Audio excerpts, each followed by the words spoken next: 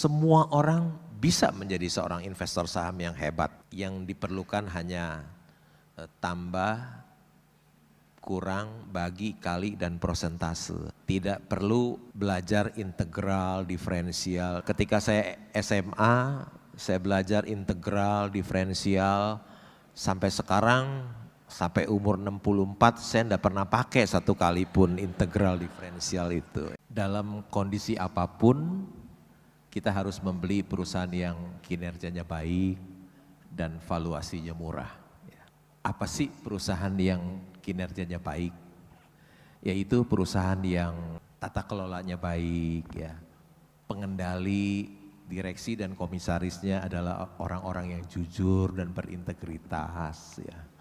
Bukan orang yang suka mengambil uang perusahaan untuk memperkaya dirinya. Yang kedua, tentu belilah perusahaan-perusahaan yang sektor bidang usahanya yang baik, bukan bidang usaha yang jelek. Yang ketiga, belilah perusahaan-perusahaan yang cuannya besar, ya, jangan yang cuannya kecil. Ya. Selanjutnya, belilah perusahaan-perusahaan yang bertumbuh, yang growing. Ya. Dan yang terakhir, belilah perusahaan yang valuasinya murah. Jadi di segala waktu strategi investasi kita tidak berubah, yaitu membeli perusahaan yang bagus dan murah. Tidak boleh meleset dari itu. Hampir seluruh orang di dunia ini mengatakan saham itu high risk high gain. Tetapi sebetulnya resiko itu datang dari harga pembelian kita.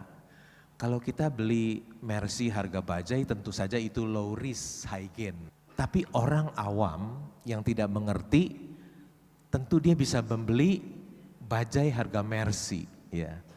Itu bukan high risk high gain, tapi itu high risk low gain. Ya.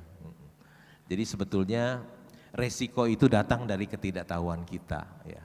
Jadi untuk membeli Mercy harga bajai tentu kita harus punya pengetahuan yang mendalam, tahu bahwa perusahaan ini bagus dan sangat undervalue. Ya beli saja perusahaan yang price earning ratio-nya rendah, price to book rendah.